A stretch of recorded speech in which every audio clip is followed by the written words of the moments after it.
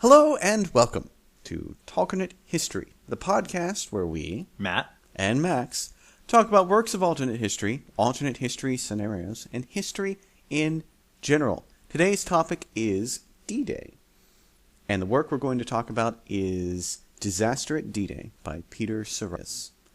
Matt, you suggested this book to me. I did, actually. This is a really good work of alternate history. This was published about 15 or 20 years ago, and this is it's different from Guns of the South, the book we talked about in the first episode, because this is traditional. There's no time travel. There's no people bringing futuristic weapons back. This is a straight-up scenario about the Allies losing the Normandy campaign. In addition to that, this is not really a novel at all. This is presented as a work of nonfiction set in this alternate universe. Yes, it's supposed to be like a history book in a world in which this actually happened, and it reads as such. I mean, hell, Tsouras even includes alternate sources, like fake sources that don't exist. He stars them so you know which one they are. But if let's just say some person who knew nothing about history picked it up, they could read this and think, "Wow, this really happened." Absolutely. Reading this, I thought you could give this to a class full of middle schoolers and they would never know. Especially since now they don't play the Call of Duties that are World War II anymore. Yeah, they're all in. Yeah, exactly. Yeah, I think the thing about a disaster D-Day is that it's also dry though, a little bit. I mean, I'm a history buff obviously, and I love military history, so I enjoyed reading it because I think it strikes a pretty good balance between being just very dry description of units and what happened compared to with a novel. And I think it has some energy to it. But at the same time, it's not Guns of the South. This is, this is not what you'd think of as a regular. It's like a history book is what you got to think of it. It's like a dynamic history novel. Exactly. For instance, this would not work as a movie at all for a variety of reasons. Probably first because the Germans win. Yeah. That's why so I think I don't know if you're really going to get people to the theaters with maybe you could get some if you love Germany but hate Nazis. Well, okay, that's not bad. That's not bad. Yeah. Well, I mean, yes, we hate Nazis, which is we're just making that clear. But I don't know if you can get a lot of the American populace out to a movie in which they trumpet so hard the fact that the Allies lose, especially since this is the nature of the story does not account for an outsider who's comparing what should have happened to what's happening now. You would have to know very much what's going on. Yes, so read up on, if you're going to read Disaster D-Day, I recommend it, but do read something out there about the actual D-Day campaign, because you will start to get lost because it diverges quickly. Max, do we want to actually talk maybe a little bit about the plot? We should get into some details about how this is different. For instance, one of the biggest ones is the fact that in this alternate version, Rommel is able to convince Hitler to transfer a lot of reserve troops to much closer to the coastline. Yes, and this is like May of 44. Right. And I think that the main difference is that, the big diversion that changes the battle for good, or at least in one sector, the most notable change is that what was the 12th SS Panzer Division, which was present at D-Day in real life, but it didn't come until later. In this book, it's been moved up to the coast about 2 weeks before, and they're basically, the surprise is that they're in position, they launch a counterattack, and they overrun Omaha Beach, which has even more difficulties in this book than it does in real life, such as there was actually, if you know about the Rangers attacking, they attacked a position a couple miles west that turned out to be empty bunkers. Well, in this book, they have guns in them. They have artillery guns. But basically, that's the main difference, is that this attack. But the British do have more success in their sector. They actually capture the city of Caen, which did not fall until July in real life. That's one thing about this book is the fact that he really, really gives a lot of coincidences to the Germans. And he tries to balance it out by giving the Allies a couple of lucky breaks too, but it's really in the Axis's favor throughout this whole story. I think that's what we know. We like to do likes and dislikes, and I think we've already talked about some of our likes. The fact that this is very readable, this is very believable, it's very well done. But I think a dislike is that for him to get the Germans to win in Normandy, that he has to give them a lot of advantages. But from a reader's perspective, or from someone who knows history, you're like, this just seems to be giving the Germans so many advantages. And I think one thing, Max, you mentioned was the fact that it undersells U.S. air power and British air power. Very much so. They mention things getting shot at by planes a fair amount in this book, but really they should have been being torn to shreds. If there were reconnaissance planes that saw like the 21st Panzer Division making a beeline for the beaches, they would have just been torn to shreds. And that actually happened. The 21st Panzer actually was in the area. It was a rebuilding unit at the time, and elements of it did attack towards British Sword Beach, which is the farthest, I guess, from the Allies' perspective, on their left flank. But they got seen by Allied planes, and they called in. And I think I think maybe we need to backtrack just a little bit. But the fact that what the Allies had is they had a ton of fighter bombers, which are basically, one-engine planes that had usually attached rockets or bombs in addition to their machine guns. So you're talking the main ones were American P-47 Thunderbolts, and then the British used the Typhoon, and also other planes like P-38s and P-51s and Spitfires were used. The Typhoon and the P-47 were the main workhorse. But in this book, the Germans launch all these armored counterattacks, which help push the Allies back sort of into the sea. Well, in real life, the Allies had tens of thousands of planes swarming over Normandy. Yeah. So they would have seen this happening, and they were told, if you see a tank formation, call it in, and we're going to send the fighter bombers in to destroy it. Not just that, but also, you also have to keep in mind coastal bombardment as well. Like at D-Day, they had battleships parked right off the shore, blasting away at things the entire time. Yeah, the USS Pennsylvania and the USS Nevada, which were two battleships that were at Pearl Harbor, were at the Normandy landings. And there was other British battleships. I think the Ramillies was at least one. But then there's also destroyers and cruisers and Allied medium bombers. There's Allied 4-engine bombers. Like, this is... Like, the Allies, that's why they brought those in, because they knew these troops who were landing on the beaches would be vulnerable. So that's why they brought all this firepower in, is so they could counter a counterattack. I think in some ways they were surprised there weren't counterattacks when they landed on June 6th. That this book, they do counterattack the Germans, but I think Tsouras gives them a little bit of too many advantages. But I think we both agree about especially that. Stuff like, I think it's at Omaha Beach, they go in to bomb the coastal fortifications and just completely miss. So like none of them hit at all. Yeah. And the coastal defenses are able to shoot up a bunch of destroyers and stuff, which it very easily should not. Yeah, they just I guess you could put it, just every German bullet seems to land on its mark, but every Allied bullet it's sort of like Looney Tunes, veers like 30 feet to the left. Also, Tsouras seems to really, really like Rommel in this book quite a bit. Yeah, I think what we were talking before, I think we wanted to call him Robert Irwin Lee. Yes, he's very much like Robert E. Lee was in Guns of the South. Yeah. And not to say that Rommel was like the worst and we hate Rommel or anything. Yeah, he was better than he's no Himmler. I'll tell you that. Absolutely. Yeah, he's better than a lot of. But also remember two things about Rommel. One, he was at one point the commander of his bodyguard, and he personally was very enthralled by him. And yes, he did sort of join the July 20th plot to kill him in reality, but he joined it very late, so after the D-Day landings, after it was clear the Allies were probably going to win. So, I think the Allies often looked for that. They wanted to look for the good German general, who was just fighting for Germany and, who they could sort of absolve of Nazi connections. And I think Rommel, since he fought in North Africa, and there were no SS units in the Africa Corps, they weren't really... there were no real civilian massacres, really, because they didn't deal with very many large civilian populations. Yeah, so really I think that's why. But we do agree that he just seems a little bit too deified. Like, he just seems like Rommel is... I mean, at one point, he gets captured by some American troops for a couple hours, by some airborne, from the 101st Airborne, some troops from the 101. Yeah, they ask for his autograph. Yeah, and they ask for his autograph, and like Rommel's like super chummy with him, and he's like, I'm just a soldier just like you, and I don't care about the politics of the war, which is not...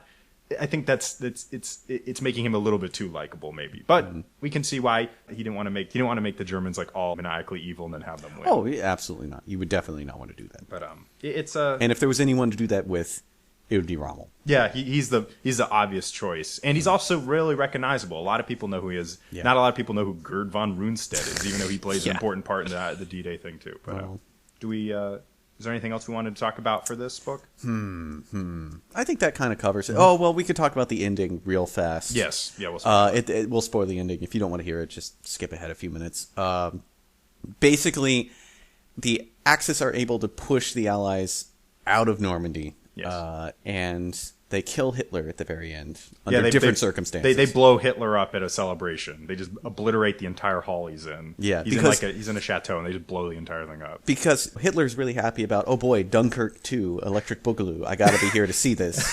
he comes down to France to observe some of this stuff, and Rommel bunch of has generals. his, Rommel has his chief of staff kill him. No, it isn't Rommel. Rommel wants to arrest him. It's other people that kill him. Oh, yeah. Well, they blow him up. They kill him. And then Rommel gets in talks to negotiate with the Western Allies so that they can focus on attacking the Soviet Union, and it kind of ends there, kind of up in the air. There's a sequel. Yeah, there's in an anthology book there's like a little sequel story to it in which I'll just go ahead and say it, like Rommel manages to defeat the Soviets in the spring of 1945, which that may take deification of Rommel to a whole new level, because we're not going to really get into that because this is about D-Day, but I just suffice to say is that I don't know if the Russians can be stopped at that point in the war, even if the Allies aren't fighting on their side. So, but I think we're going to go ahead to the topics section. Yeah. And I think the first thing is we want to address is the idea of a potential counterattack, a serious counterattack on on D-Day, on the 6th of June, and which is a big part of disaster at D-Day. But Max, what do you think? Can this really stop the invasion? Well, no, I don't think so. For one, all right, the only Panzer Division that's in the area is the 21st Panzer. Yeah, the 21st Panzer Division, which a lot of you might be thinking, oh, the 21st Panzer Division, like in the Afrika Korps. Wow, they were one of Rommel's rapiers, right? Yeah. No. The only relation between these two, that division and this division, is the name. The 21st Panzer Division is made up of a bunch of bootsy-ass, barely working Mark IIIs and Mark IVs along with... Panzer Mark IIIs and Mark IVs. Yeah, and retrofitted French tanks, like Hotchkisses and Somas. Like, tanks that were good in 1940 but aren't going to stand up to an M4 Sherman or a Cromwell tank, a British Cromwell tank. Now, they were very useful in holding Caen, but, an assault on the beach, I just don't know if that would have been useful at that point. Once you're in the open territory, they're good in the hedgerows that make up Normandy, but they're not great once you get into an open area where a fighter bomber can hunt them down, or even a man with the bazooka, or even the British version of bazooka, Piat. They could still take it out. That's the spring-loaded one, yes. Yes, it's not as good as an American bazooka. No, but against a Tiger it wouldn't work, but it would certainly work against a Hotchkiss or a Suma tank. And there were no Tigers in the 21st. No, there weren't. There were some in the 12th SS Panzer, but that's the question: is what if the 12th SS Panzer is in the area? Yeah. So if they attack towards, let's say like Omaha Beach, what does this do? Well, for one, I think going back to what we were talking about earlier is the fact that in disaster D-Day, the Allies don't know the 12th SS Panzer is in the area, which in real life, the Allies did an incredible intel preparation for this. Oh, yeah. They would have known about this. That's the thing that is really not driven home in this book that should be mentioned, is the fact that Germany's intelligence infrastructure just could not deal with that sort of situation. Like, all right, for example, 1944, you know how many German spies were operating inside of Britain? I don't know. 0. There wasn't a single one. Well, didn't they? I think they had a couple, but the British had turned them into double agents. All of those guys were working for the British government. They were all feeding Germany lies that Britain wanted them to Well, they fed them, the Germans, exactly what the Germans wanted to hear. Right, exactly. It's Calais. It's 100% Calais. They're totally going to do Calais. And any other attack is just a diversion. Like, if they invade, let's say, near Normandy, like, that's just a diversion. Like, Patton's coming to Calais. Yeah. And that's something, too, is the fact that the Germans thought that the Allies had quite a bit more troops than they actually did in this invasion. So they were thinking that this Normandy thing was still a diversion, even as it was happening. Yeah, as late as, I believe July of 1944, there were still some Germans in the high command who were saying, no. Like, the Allies still have, 1 million more troops left. Like, they're going to attack Calais. Like, this is just, they're really just trying to draw us off. Right. But going back to the counterattack thing, I think even if, let's say, 12th SS Panzer was in the area, and also remember, 12th SS Panzer didn't have any experience at the time. They're called the Hitler Jugend Division because they're made up primarily of 16 and 17-year-old boys who had been members of the Hitler Youth, the Hitler Jugend. And even if they're in the area, let's say they do attack towards Omaha, the Allies, I can't remember the exact number of planes the Allies had over Normandy on that day. Probably between 5,000 and 10,000. They would have been noticed, and the Allies and the pilots were told, if you see a column of German troops, tell us where it is, and we're going to send in the P-47s to just destroy them. And then even if they get close enough to the beach, call in the Nevada, 14-inch guns. They're going to do a lot of damage to a German convoy. So even if they get through it, once they get to the beaches, they'd still have to go through what are called the draws, which are sort of the openings in the beach, and that would funnel them in. Perfect place for destroyers or battleships to concentrate their fire on. And even the troops on the beach, hell, they still have guns. Yeah. They still have bazookas. There even were a few Sherman tanks that made it onshore in Omaha. So they could have defeated the landing. And if they, I mean, and I don't even know if that ends the whole Normandy invasion. I think they very well may have been repulsed. But let's say they overrun Omaha. So Omaha, there's a disaster at Omaha, but all the other 4 beaches survive. I mean, what is it, Max? What do you think this means for D-Day as a whole? It'd be real rough, especially for Utah, because Utah would be completely cut off from all the other beaches. And yeah, they had a relatively, I don't want to say, oh, it was a cakewalk, their landing, but it was pretty successful. Compared to Omaha, it was a lot easier. Also, they had a lot of paratroopers like further inland that were making things pretty easy the 82nd and 101st Airborne Divisions, the 2 U.S. Airborne Divisions, were making a lot of trouble for the Germans all over the peninsula, the Kotatin Peninsula, which is the peninsula that the Utah beach is on, where the other ones aren't, the other 4 aren't. And also the paratroopers had seized some key towns and bridges, so that helped the drive off the beach. Plus, since the British get bottled up at Caen, I mean, it'd be kind of rough. But I think they could totally still pull it off. I think is that the Americans may have diverted what was the 5th Corps, the American 5th Corps that was landing at Omaha. Let's say, I mean, the entire Corps wasn't destroyed at Omaha. It just would have been the 1st and 29th Divisions would have been roughed up. There still were other divisions, U.S. 2nd Infantry Division, 2nd Armored Division. They probably just would have been sent to Gold Beach, which was the leftmost of the British beaches, and then they probably their deal would have been expand the beach outward, attack to the west, reunite with Utah Beach, create one major salient, sort of reunite it, make sure that Utah isn't cut off. And the troops on Utah Beach weren't pushovers either, but it may have extended the campaign another month, which could have been a problem. But ultimately, I think they still could have won because the one counterattack that did happen even that day, the 21st Panzer was defeated. And that was just elements of it. And they were savaged by the British on sword. So let's move on to our next sort of topic is a defeat at D-Day. We'll just give the Germans the win. Somehow they managed to defeat all 5 beaches. What does this mean for the war, Max? What do you think? Ooh, that'd be real bad. For instance, probably the biggest thing that comes to mind is the Soviets. Like the Soviets would be pushing further towards Germany, and the Allies would not be rushing to meet them on the other side. Like if a war proceeds this way, like we fail at D-Day and we don't get another landing for, let's say, 6 months, like you could see all of Germany becoming like East Germany would become. Well, yeah, I think that the Allies may have, because there was an invasion of southern France in August of 1944, That's Operation right. Anvil Dragoon. I think in the case of a failure at D-Day, Anvil Dragoon probably gets moved up. Probably there would have been some sort of emergency landing in southern France. And maybe troops that were destined for Normandy would have been quickly shipped down into the Mediterranean to exploit it.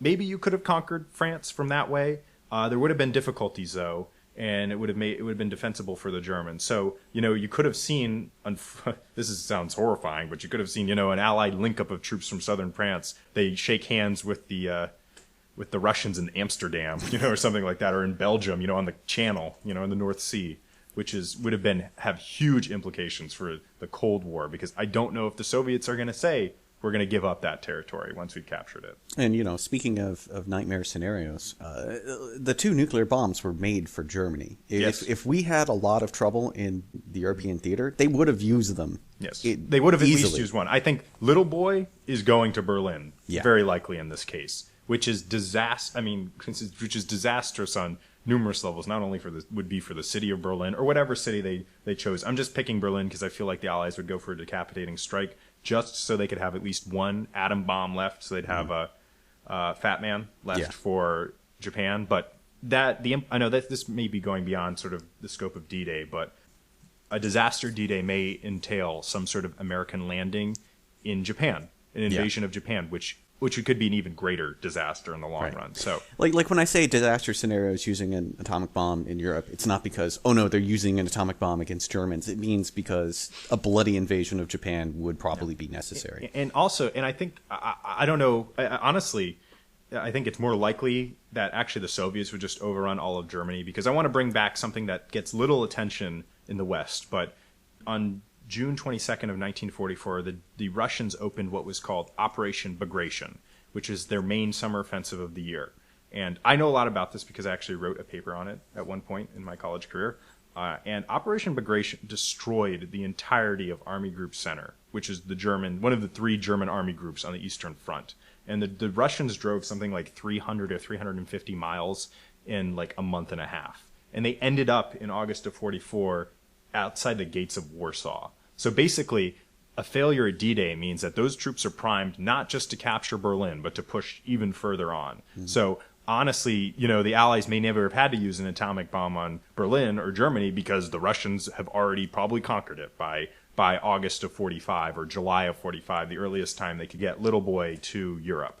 And I think actually also this may have affected the bomber campaign because you may have seen B-29s used in Europe if there's a failure. Because if you don't know this about the B-29, it held 4 times as many bombs as a B-24 bomber, and it carried 5 times as many bombs as a B-17, which means that they pack a hell of a punch. They can fly at a lot higher altitude. So, 100 B-29s are going to be packing just as much punch as several hundred other bombers. And they were harder to shoot down. So you're going to see even more probably devastation in Germany. And probably the British are going to escalate the scale of their night bomber offensive to just gut every German city with incendiaries. Well, speaking of alternate aircraft, if the Germans had a competent jet program that had begun maybe a year or 2 earlier, and Hitler wasn't a dumb idiot that was like, oh, we need jet bombers. Yeah, they just focused on jet fighters. Yeah, if they just focused on interceptor jets, that could have been pretty useful for them during the D-Day. Maybe. We're not talking about any of the HE-162s or, any of the other what were called Wunderwaffe, wonder weapons. We're talking about the Me-262, the Messerschmitt 262, which was the most common jet used in real life. And they were online by about October of 44, I think was the first time they were used. But they didn't have much impact on the war in our history because they just came too late and there are too few of them. But yet, how could they affect D-Day? Well, one, I think their effect would have been noticeable earlier maybe would able to curb the American daylight offensive to a certain degree. But I don't think this means a defeat at D-Day because there's actually a scenario in a book called The Hitler Options. There's one called The Jet Fighter Menace by Alfred Price, who I believe is an RAF historian. And basically he has what happens. That's the basis of sort of this idea is that, what if the Germans have jets by April 44? Well, the Allies are just going to figure out a way to counter it. I mean, yes, it may make the landing at Normandy a little bit more uncomfortable, but basically they're probably just going to put all their Mustang fighter groups just circle any base that has jets on them and shoot them down if they're landing or taking off because that's when they're the most vulnerable. So what do you think additionally on this, Max? Yeah, I think you're right.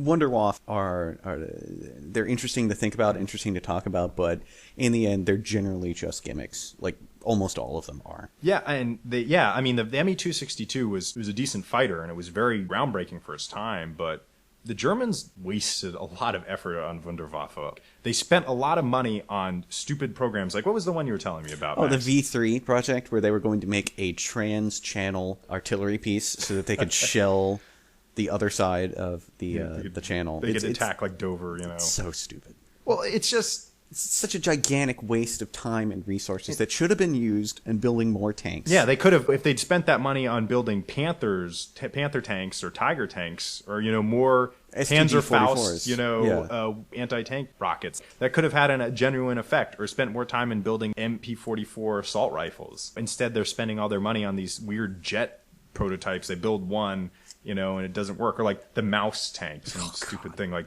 we're going to build a super tank that can't be destroyed. Well, they were. But I don't know if they even were used in combat. It's like they keep forgetting the fact that they have no air power at all. No air presence. That's something that people, like the Luftwaffe had no air presence over France at this point. And that was a big part of the pre-D-Day push for about a month, is that they basically had American fighter groups, and to a little lesser extent British fighter groups, because their range of the Spitfire is much less than like a Mustang or even a P-47. But they basically scoured France to shoot down or destroy on the ground any German fighter they could. So I think it was something like 2 German planes got within sight of the actual Allied landing beaches, and they had to get away fast because they were being chased away by Mustangs, I believe. Right. It's like, even if there's jets on D-Day, okay, so maybe some of them get closer to the beaches, or maybe they manage to strafe the beaches a little bit. Not going to really make much of a difference, I think. And I think that there's these ideas that, if the Germans only had developed this, they were going to win the war. No. And actually, building on this is actually that, we'll just quickly mention this idea of the Germans having an atomic bomb, wasn't going to happen. No. They had no research that was really substantive on this. And I remember hearing something about how the last major surviving scientist of the Manhattan Project, who was a German, had talked about the fact that the Allied intelligence had interviewed Werner Heisenberg, who was sort of who had been the main person behind a project like this, and they had no idea how to build an atomic bomb at all. And when they mentioned that we had dropped them on Japan, they had no idea.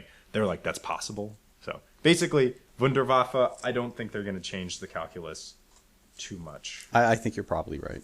How about our next topic is sort of the idea of maybe another landing site. There was another place that the Allies could have landed in northern France. Dieppe. So, Max, you want to talk about this a little bit? Yeah, they could have landed at Dieppe. Oh, yeah, they could have. Dieppe is... I mean, there was the... I don't know if they could have landed near Dieppe. The beaches are much more limited, and there was a landing at Dieppe in 42, sort of like a sample try. It didn't work out very well because they had to attack directly into a port, which is difficult instead of landing on a big beach. But I think an area that'd be more probable is where the Germans thought the Allies were going to invade, which is the Pas de Calais. Oh, right, of course, yeah.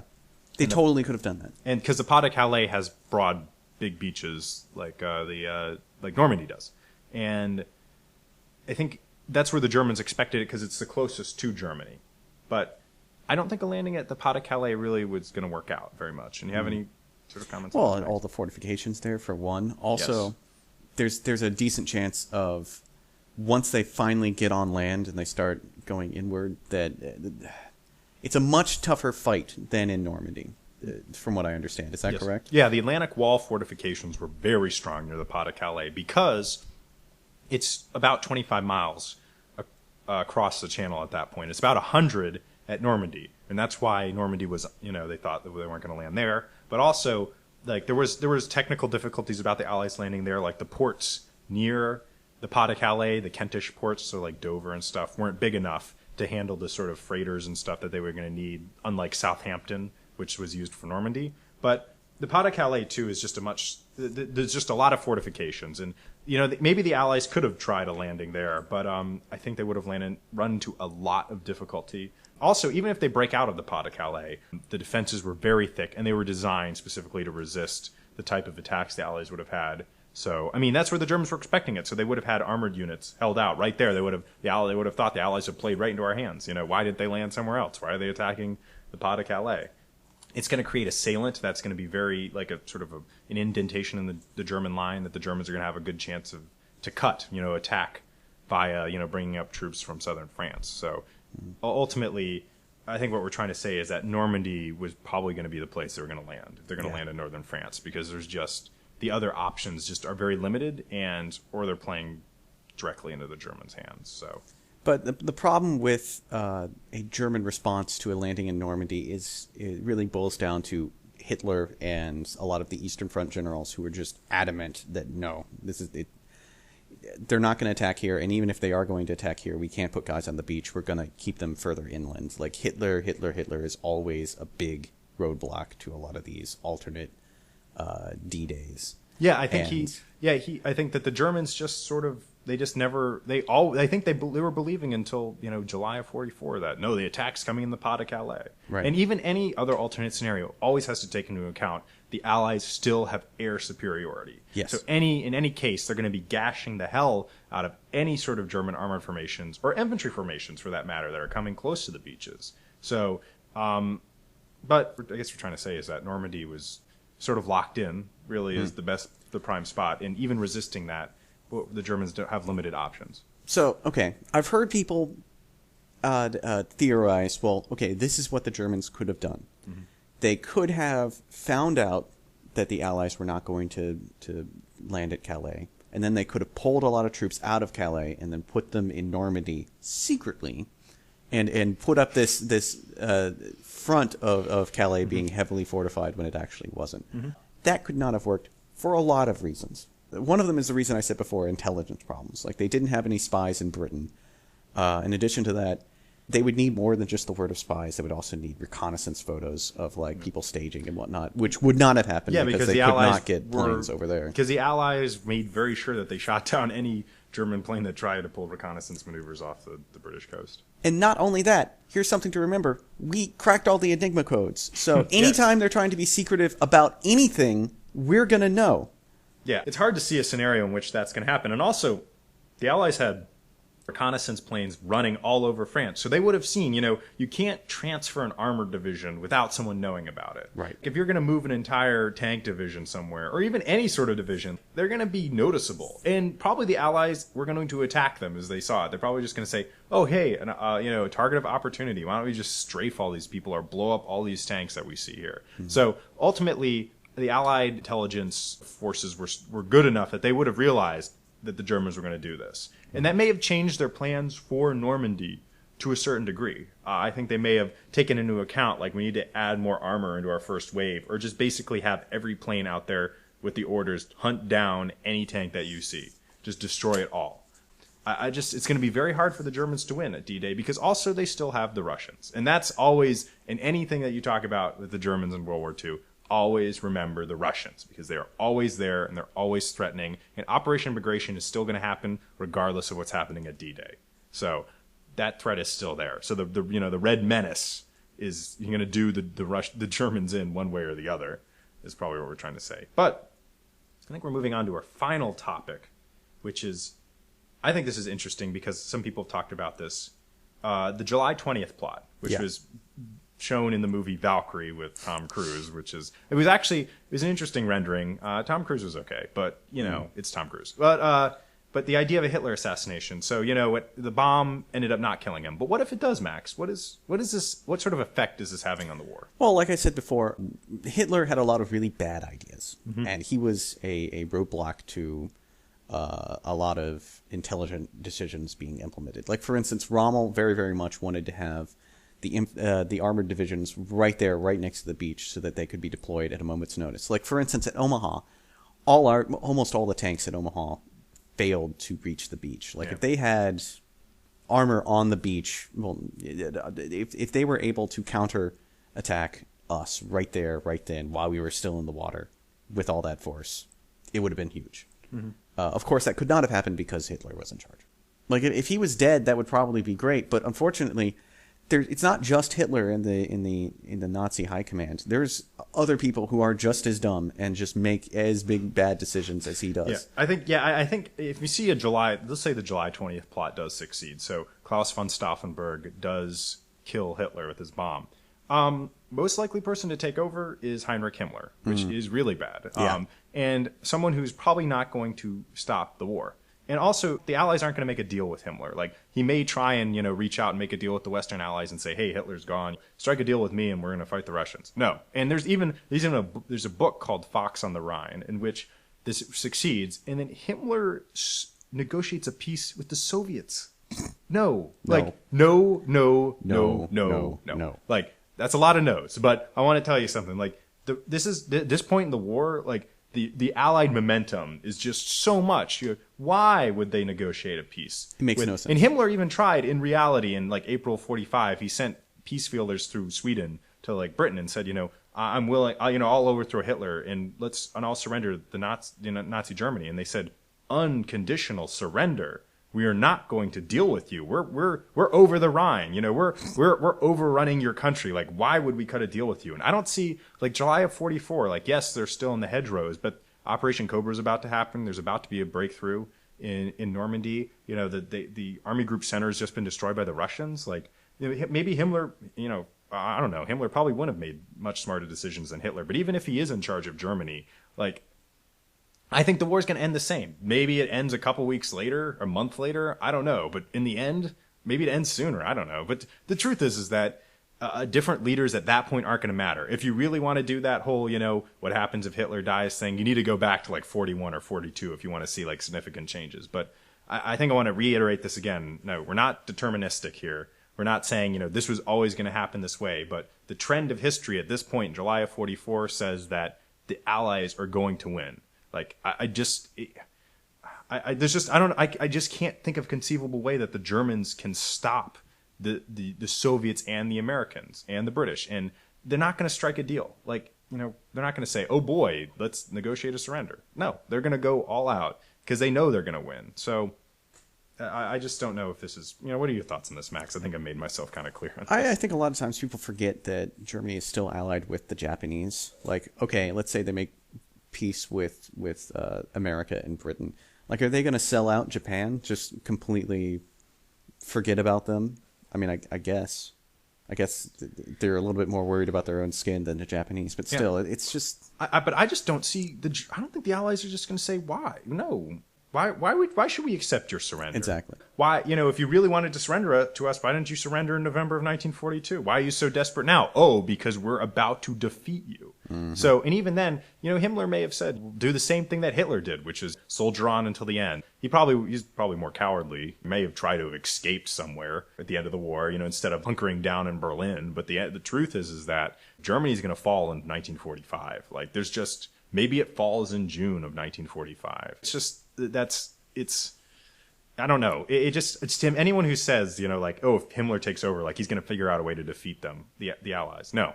Like, it just isn't going to happen. Like, the tide has turned. Like, the sun is already way setting on the Third Reich by you know, July of 44. But let's say Himmler doesn't take over. Let's say Himmler also gets assassinated immediately afterwards. Mm-hmm. Like, then who takes over? Like, if Rommel was in charge, he could probably do a lot of things that would be quite smart. But there's other people, like Goering, for instance. What if Goering was in charge? That would be laughable. That almost. Junkie. Ugh. Yeah, he would have.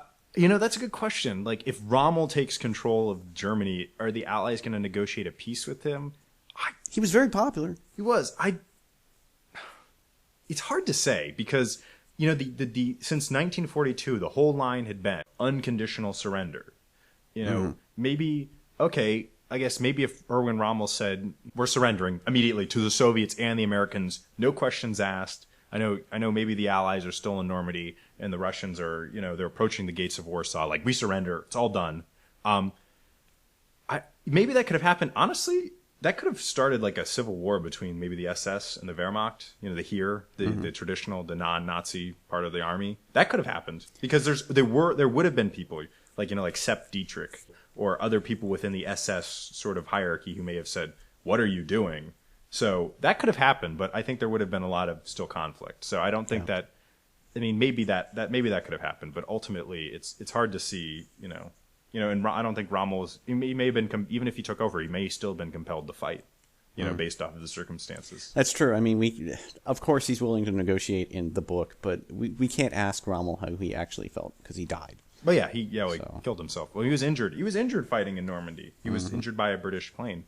Shot up his staff car. But I don't know. It's hard to see how this. I mean, maybe there could have been some changes, but it's hard to see that the Allies sent anything less than an unconditional surrender. That you ordered the German army to put down all of its arms everywhere right now, which could have created a lot of chaos in Europe. Actually, you know, imagine that. You know, like a race for, you know, who gets territory, because by July of 44, it wasn't until Yalta in 1945 that the Allies had really finalized who gets what. So a surrender in July of 44 is a free-for-all for a lot of territory in Europe.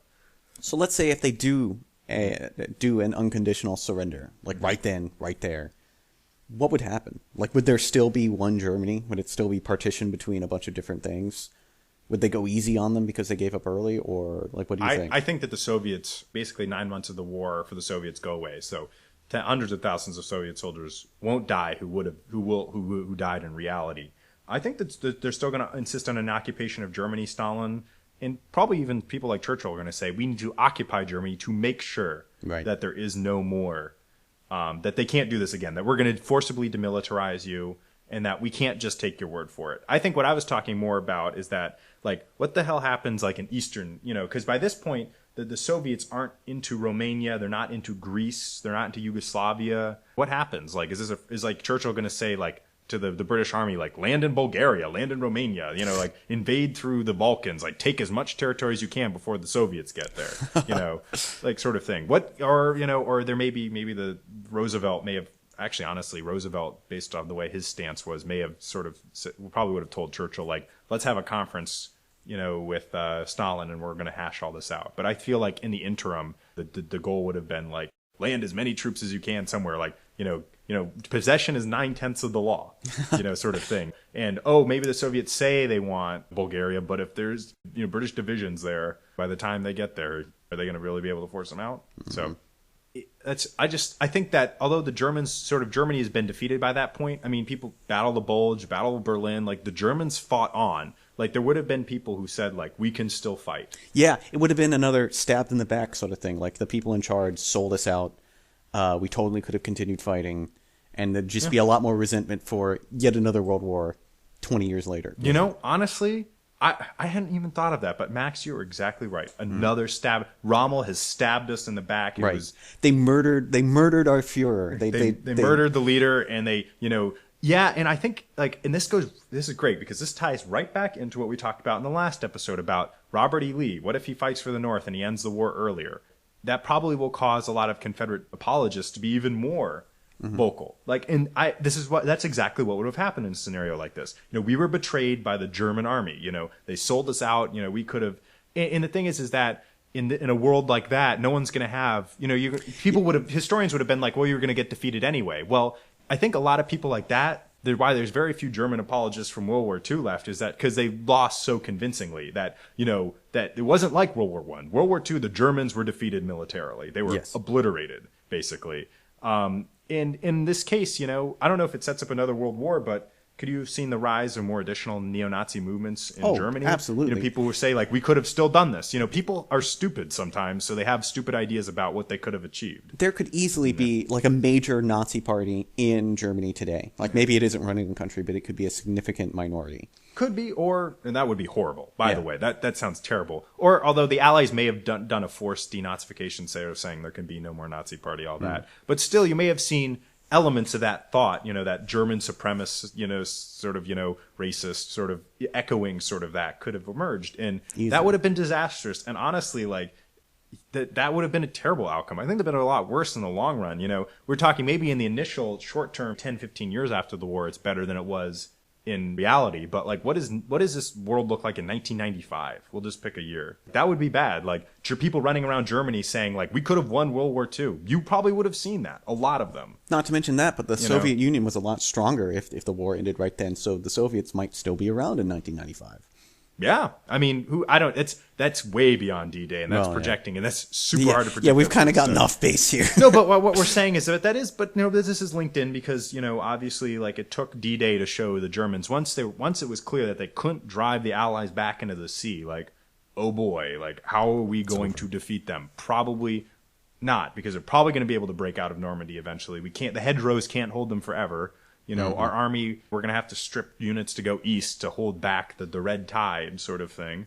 I think our point is that I think it's a good link back to what we talked about in the last episode, that is a history that I would not have wanted to live in because I feel like it would be a lot worse for that. I mean, yes, people's lives would have been saved, but at the same time, so people's lives are saved, yes, but later on, there's going to be trouble. Which I think is something that Disaster at D-Day does an excellent job of hammering in, is the fact that it could have been so much worse. Yeah, D-Day could have been a huge. I mean, Omaha Beach was bad, but it could have been worse.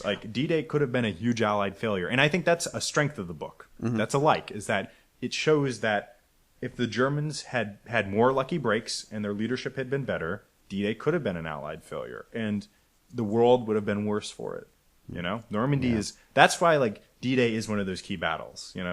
It's such a jumping off point because a defeat at D-Day just knocks the entire Allied plan askew. Everything was linked to D-Day. Things that are happening in the Pacific were linked to D-Day. Yeah. So I think it's a good example of, it's good that D-Day turned out the way it did. I think we're sort of wrapping up here. Yeah, I think we've reached the end. But I think our next podcast topic is we're going to talk about the Pacific Theater of World War II. We're going to continue with World War II. Yeah, World War II has a ton of options for alternate history. And we'll talk about the Pacific Theater and what's going on there.